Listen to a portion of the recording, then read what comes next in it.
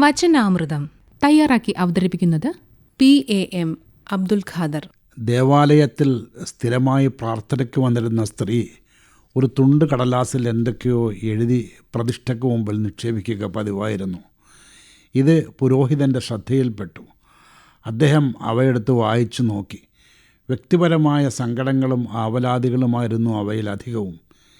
ഇങ്ങനെ ചെയ്യുന്നതിൻ്റെ കാരണമെന്താണെന്ന് പുരോഹിതൻ സ്ത്രീയോട് അന്വേഷിച്ചു. താൻ കേട്ട ഒരാത്മീയ പ്രഭാഷണത്തിൽ നിന്ന് ലഭിച്ച പ്രചോദനമാണ് കാരണമെന്ന് സ്ത്രീ മറുപടി പറഞ്ഞു.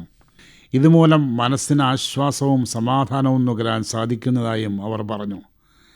ഇത് കേട്ട പുരോഹിതൻ സ്ത്രീയെ ഇങ്ങനെ ഉപദേശിച്ചു: നിങ്ങൾ നിങ്ങളുടെ പ്രശ്നങ്ങൾ ആത്മാർത്ഥമായി ദൈവസന്നിധിയിൽ സമർപ്പിക്കുമ്പോൾ അവയൊന്നും ദൈവത്തിന് തിരസ്കരിക്കാനാവില്ല. നിങ്ങൾ എന്നെ വിളിച്ച് പ്രാർത്ഥിക്കുക, ഞാൻ നിങ്ങളുടെ പ്രാർത്ഥനയ്ക്ക് ഉത്തരം നൽകും എന്ന് ഇത് സംബന്ധമായ ഖുർആൻ വചനവും ഇവിടെ ശ്രദ്ധേയമാണ്. ദൈവസ്മരണകളും സ്തോത്രങ്ങളും മനസ്സിന് കൂടുതൽ ശാന്തതയും സമാധാനവും കൈവരുത്തും. ദൈവിക സൂക്തങ്ങൾക്കും പ്രവാചക വചനങ്ങൾക്കും ചികിത്സാപരമായ ഫലസിദ്ധി കൂടി ഉണ്ടാകുമെന്ന വിശ്വാസം പലരും പുലർത്തുന്നുണ്ട്. സംസാരത്തിൽ ശാന്ത മനോഭാവവും പ്രസന്നതയും നിലനിർത്താൻ കഴിഞ്ഞാൽ മാനസിക പിരിമുറുക്കത്തിന് അയവ് വരുത്താൻ കഴിയും. കോപവും സംഘർഷവും ഉളവാക്കുന്ന രീതിയിലുള്ള സംസാരം എപ്പോഴും അരോചകമായിരിക്കും. നാം ഉപയോഗിക്കുന്ന ഓരോ വാക്കും നമ്മുടെ ചിന്തയുടെ സൃഷ്ടിയാണ്. വാക്കുകൾ ആശയവാഹകൾ കൂടിയാണ്. വാക്കുകളും ആശയങ്ങളും മാനസിക സമാധാനം കൈവരുത്താൻ ഉതകുന്നതാണ്. മനസമാധാനം തകരാനുള്ള മറ്റൊരു കാരണം നാഡീവ്യൂഹത്തിൽ ആഘാതമേൽപ്പിക്കുന്ന ശബ്ദവീചികളാണെന്ന് ചിന്തകന്മാർ അഭിപ്രായപ്പെടുന്നുണ്ട്.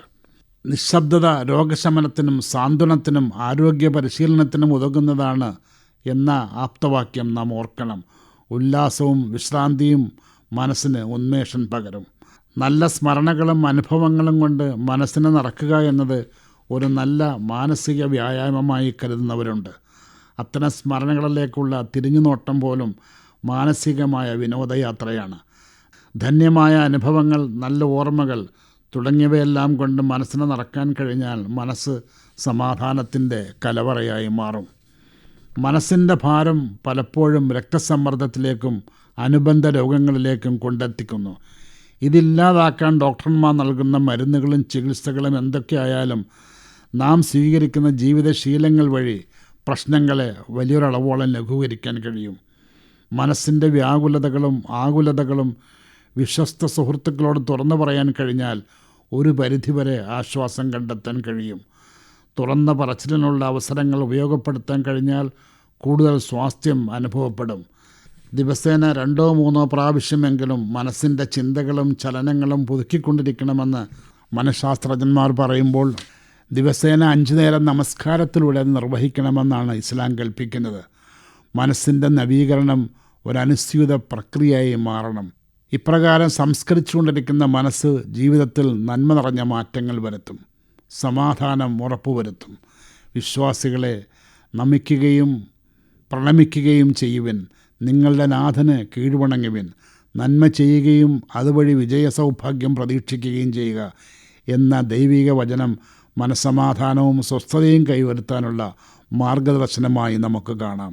വചനാമൃതമാണ് നിങ്ങൾ ഇതുവരെ കേട്ടത്. തയ്യാറാക്കി അവതരിപ്പിച്ചത് PAM അബ്ദുൽ ഖാദർ.